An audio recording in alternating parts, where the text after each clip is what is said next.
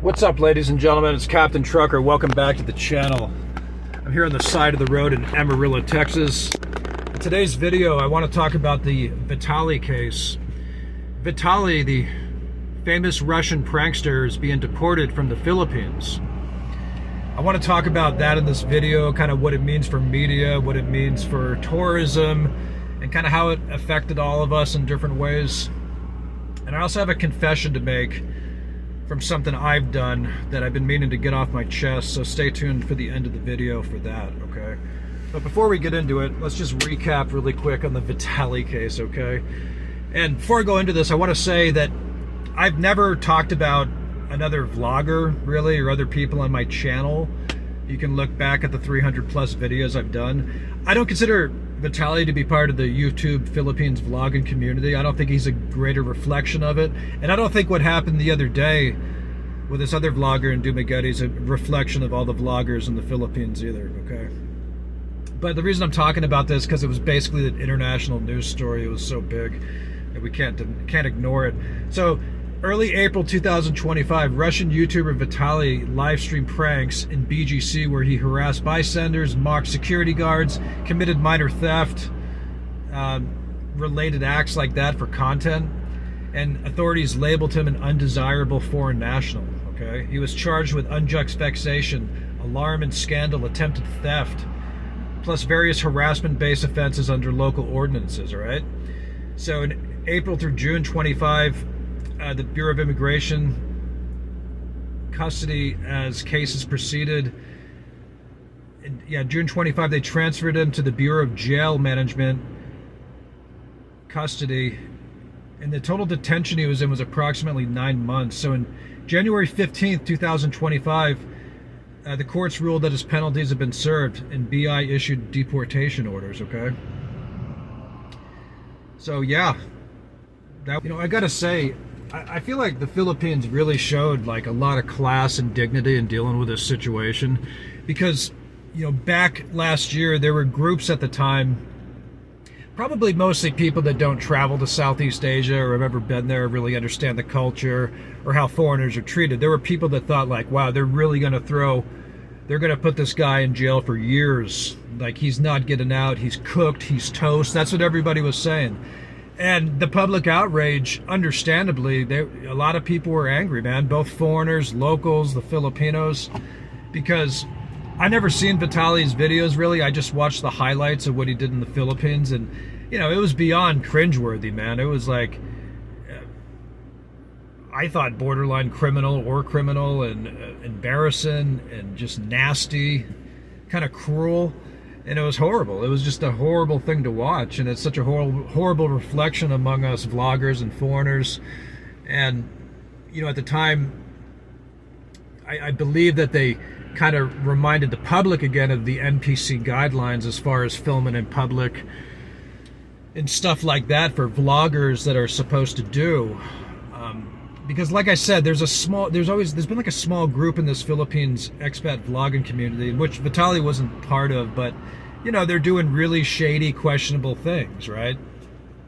Filming in public, poverty porn, outrage content, just doing a lot of stupid stuff, tasteless content that gets a lot of traction and a lot of views, and it creates like a bad image for these countries. And that's kind of what's been going on, and that's kind of the pattern that we keep seeing, that every some odd months a new vlogger shows up to Southeast Asia, channel blows up, and then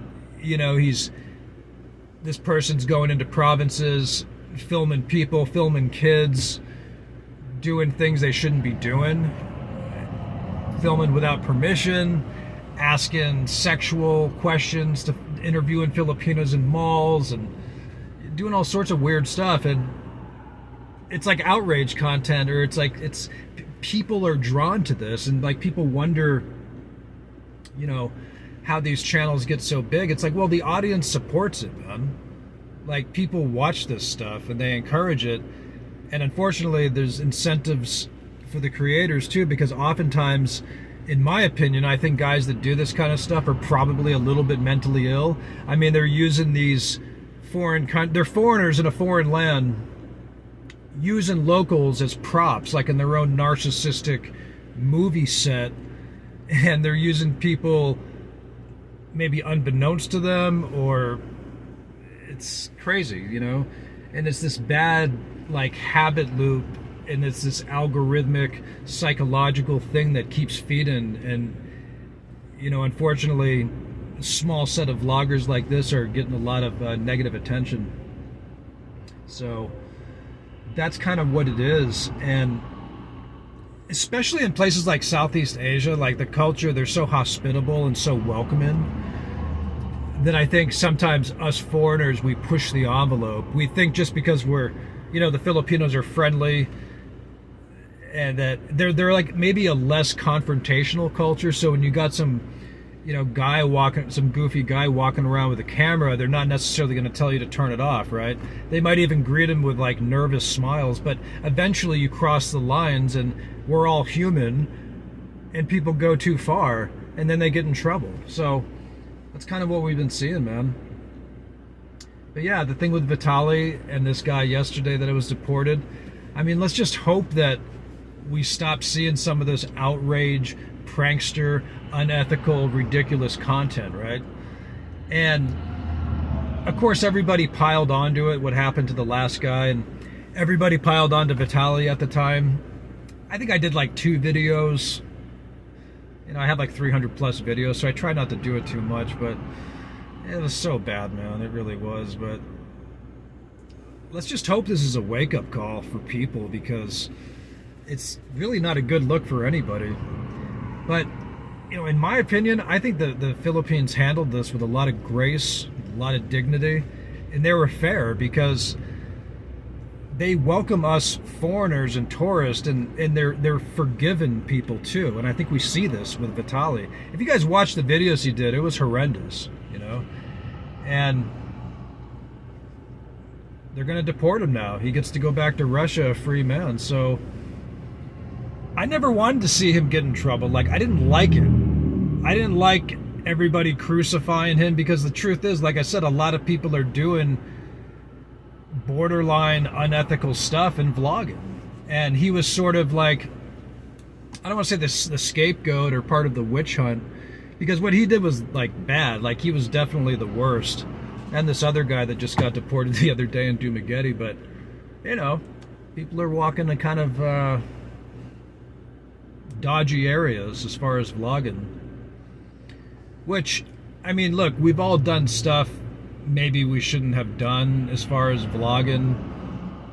We maybe sometimes inadvertently cross boundaries we're not aware of. I mean, it's just stuff that we got to like learn, I think, together as a community, and just as us tourists. I mean, there's going to be more and more people going to this country in the future, and like, we can make this a good place. Like, both parties can win.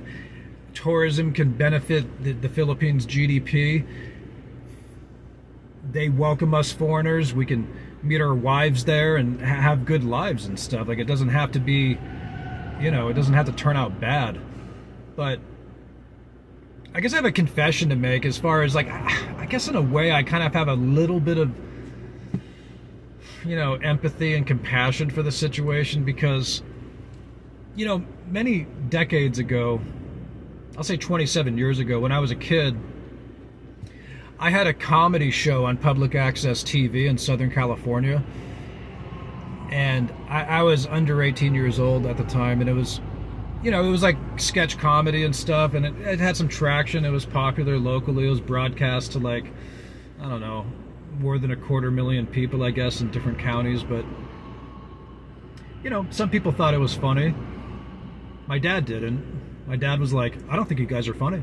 And my mom liked it, though. But anyway, I had one a sketch on the show, and there was a character called Superhero, who was kind of had a chip on his shoulder, and he was an alcoholic, and he was like reluctant to get involved and help the community, but he did. And anyway, we were doing a sketch one day where I was outside of a grocery store, and my sister was filming, and I was telling people as they left the store that the meat that they were selling was contaminated. Yeah. And people, of course, were shocked and outraged. I never aired that episode, that sketch, but, you know, I shouldn't have done that.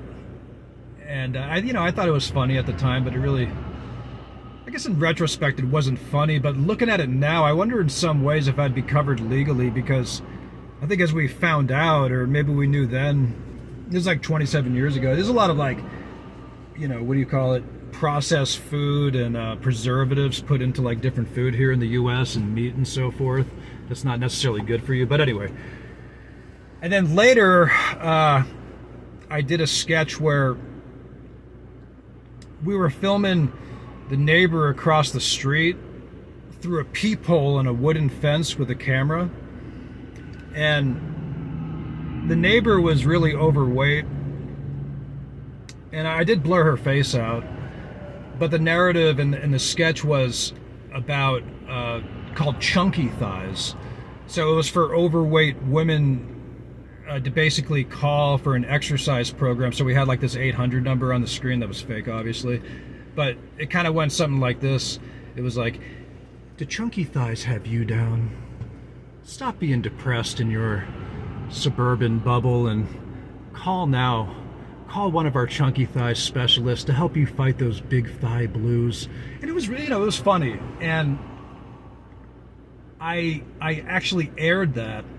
Now keep in mind, like most of the other sketches we did were nothing like that. It wasn't prankster-ish, it wasn't shock value, I wasn't filming people in public like that. But this time I did. And I imagine some people thought it was funny, but my mom was livid. And the backlash kind of came from home in that one. And, I was put on punishment severely from my parents. Pretty harsh punishment, understandably though.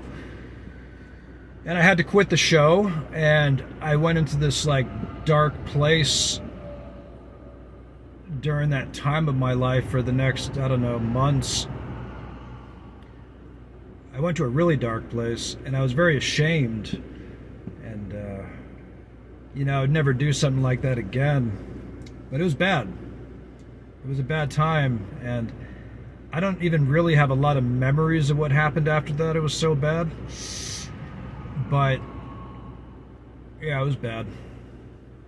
But I learned my lesson, You can't, and I was a kid, and that's not an excuse. I'm not making excuses.